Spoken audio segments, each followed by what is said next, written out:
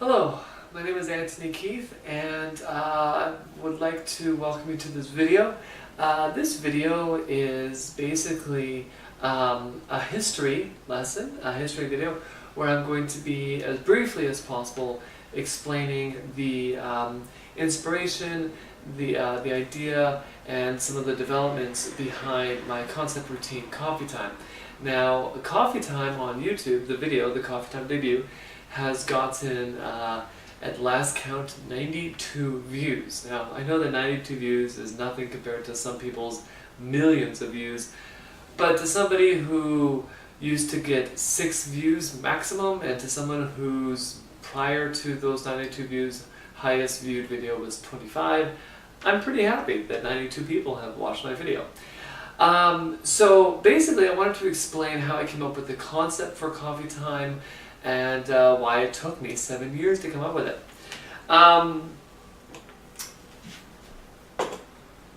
In 2007, I was living with my parents and never had a good relationship with my parents, so every day I would leave the house and I would go down to Osborne Village. And at that time, Osborne Village, there was the Second Cup. And for the fall Christmas season and Second Cup, they had this promotion, which was these. Now, this was a Christmas tree ornament. There was a brown ribbon on it that I removed. But these were these Christmas tree ornaments that Second Cup sold, and I saw these one day and I was just like, oh my god, that's brilliant. Those are awesome. They're so cute and everything. And the very first thought I had was cups and balls. I could do a cup of ball routine with these. At first I was going to use coffee beans, but that was like, that's going to be way too small. So I figured, okay, why don't I produce these at the end? So that was the original idea. Now at the time, this was the set of cups and balls that I had. Now these are your dealer standard cups for the cups and balls. They come in a variety of sizes, and they come in silver or copper, but this basic design with the double rim is your basic cup and ball set. What I find the most interesting thing about it is that the cups and balls are essentially the ultimate test for a magician. To test your skill, you do the cups and balls. It is frowned upon to use any sort of gimmicks. The cups are always ungimmicked, and the balls are always ungimmicked, and yet these look like gimmicked cups. Like, they don't really look like props that you would see, in other places. Di Vernon, in fact, he was on the Tonight Show with Johnny Carson, or maybe it was Ed Sullivan, years and decades ago, and he did the cups and balls with paper cups to prove that his cups were not gimmicked. So these were actually the very cups that I originally started doing Coffee Time with in its infancy. And I had, these were going to be the final loads. I was going to produce these at the end of it. So the idea came very easily, the concept. I was like, okay, so if I have coffee theme, I'm going to use coffee creamers, and then I'll have a sugar packet, and then I'll have a napkin and a stir stick. These ideas just instantly came. What I find interesting is that I always talk to people about being different, and there's been a lot of recent coffee-themed magic routines where there are, they take a napkin and they roll it into a ball, and then they have a sugar square, a sugar cube. And I think that those two ideas, I was just like, no, I'm not going to do that. Coffee creamers and sugar packets, because that just seemed to fit more for me than a sugar cube and rolling a napkin into a ball. So that was the original idea. That was always kind of the concept. Originally, I was using these cups, so it was going to be 3 cups, and then I was going to have 3 coffee creamers, and I was going to do the routine. But then after looking at this, I was like, the whole kind of, okay, 3 coffee creamers, there was something wrong with it. It just didn't work for me. So I said, you know what, I'm going to get rid of 1 cup, and I made it a 2-cup routine. Now, in Magic, there are thousands of 3-cup routines. Excuse me, I have a cat here. Hi, buddy. How you doing? This is Charlie Brown. Say hi, Charlie Brown. It's my roommate's cat. He's saying hi. Okay, so in Magic, you have Charlie. Nope. In Magic, you have your 3-cup routines, which are thousands of them, and then you have your 1-cup routine, which are also popular, but not nearly as popular. But then 2-cup routines are kind of like, you know, the weird ones, right? There are very few people who do 2-cup routines, and those who do get a little bit more attention. Oh, okay, you have 2 cups, only have 2 cups, huh? David Williamson has a 2-cup routine. Tommy Wonder had a 2-cup routine. And there are some other scattered 2-cup routines, but they're not very popular. So because of that, people pay more attention. They're much more difficult to do a 2-cup routine. So I was like, hey, I'm going to do a 2-cup routine. So between 2007 and 2009, I was developing ideas. What am I going to do with this routine? How am I going to incorporate the sugar and a napkin and so on and so forth? One problem that I had, that I knew I had to tackle before I could really present this to an audience, was the fact that these looked out of place.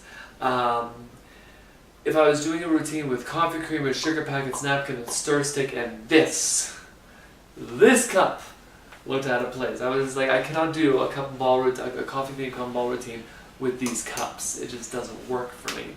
So I was like, I'll use coffee cups. Now here's the problem, is that I learned the routine with these cups, and there were certain things that I discovered I was able to do with these cups, with just the measurements and the size of the cups. And so when I started doing the routine with larger cups, with paper cups that come from a coffee shop, Starbucks, Second Cup, Tim Hortons, whatever, even their smallest cup was either too deep or too wide. And I was not able to do the stuff with those cups that I was able to do with these cups. And that was a problem, because I was not about to change my routine in order to make it fit to a larger cup. I was just like, no. It wasn't happening. So for years and years and years, I kept on going to different coffee shops and everything, and getting the smallest cups and trying out the routine. There was not a single paper cup on the market that I could find that would work for the routine. So then I thought, well, how about I contact some companies that make cups and see if any of them are willing to make me some custom cups. And I contacted about half a dozen companies that made coffee mugs, and I explained to them, I'm a professional magician and I need these cups in these measurements. And some of them said, sorry, we can't do that, we only deal with mass production. And some of them said, you know, we only deal with major corporations, we don't deal with independent stuff like that. And then there were a couple who said, sure, we'll have no problem making you those cups and the measurements that you want, just order 10,000. And I was just like, I need 2. So it was like, you guys, because of the amount of production that they needed in order to make some of these cups, it was like, yeah, no, sorry. You know, and then sometimes with the cost per cup, it would be like $8,000 and you get 10,000 of them or whatever. And I was just like, yeah, no, I don't think that's gonna be necessary. So then I thought, well, why don't I go to a magic dealer? Because a magic dealer would be able to probably provide me with what I needed. And I spoke to numerous magic dealers, and the funniest thing about the magic dealers is they all wanted me to eventually go back to this.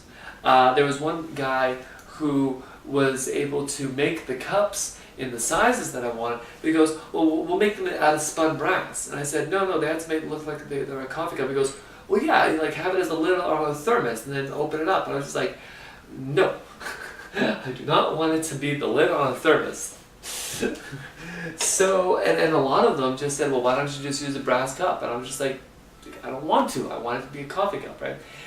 A lot of guys really did not understand the concept because I think that they were so used to the standard cup and ball routine that they're like, what do you mean you don't want to do the standard? What do you mean you don't want to? I was like, well, I want to do something different because that's who I am. Finally, in the fall of 2012, the Magic Warehouse started releasing Aristocrat cups. And I contacted them and I explained to them what I needed. And they were so wonderful that they were actually able to make me a set of cups in the measurements that I needed.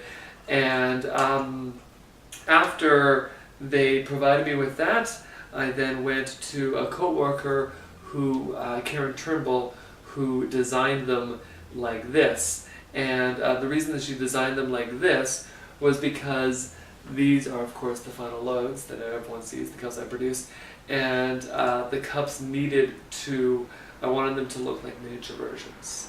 These to look like bigger versions of these, and she did a fantastic job with those. So, yeah, it was really interesting that it finally took a guy to make these out of wood. And that's what these are. These are wooden cups in the exact measurements that I needed them in.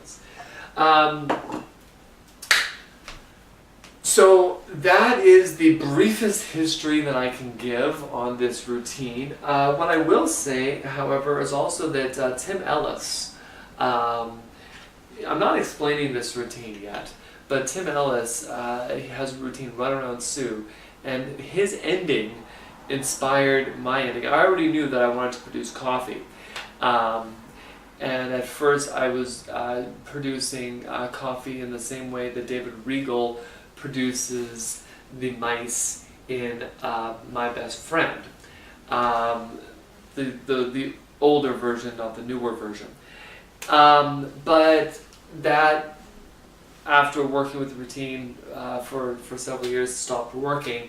And then, of course, in 2011, or 2011 or 2012, yes, in 2012, I went to Las Vegas for the International Magic Experience, and I saw Johann Stahl do his FISM routine. And basically, the moment in his routine that I went, oh, fuck off, was he had a coffee mug. It was black and it had a handle, very nice and elegant, and it was inverted like this. And he picked the mug up, grabbed a spoon, went,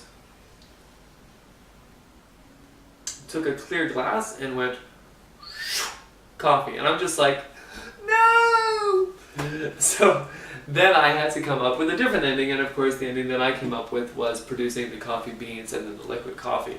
Interestingly enough, Billy Hughes of Vancouver saw my routine, and he has a Starbucks new routine, and he said, well, I was going to produce coffee beans as well, but you've already done it, so now I have to think of something else. Because you don't do what someone else has done, you have to change it every once in a while sometimes. So yeah, I was inspired by Tim Ellis's ending to Run Around Sue, and that is how what he does is what I do, slightly modified in order to get the coffee beans liquid coffee. But yeah, that's the quickest history of the Cups and Balls coffee time that I can think of. So thank you to Second Cup, although they refused to make me cup. They basically said to me when I contacted them numerous times saying I'm a professional magician and I was inspired by you guys, and can I use your cups or blah blah blah blah blah, can you tell me? They have basically said fuck off.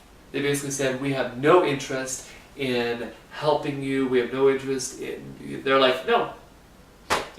So they're a company who inspired me to come up with this routine, but they want absolutely nothing to do with the routine. Alright, no problem, but I will say thank you to Second Cup for providing me with inspiration. And thank you to Karen Turnbull for designing the cups, to the Magic Warehouse for making the cups, and to Subdivided Studios for making the table. There's nothing strange or special about the table. However, it's the size I needed, and I wasn't able to find a table that was portable in the size I needed. So thank you to them. And thank you to everybody who's watched Coffee Time.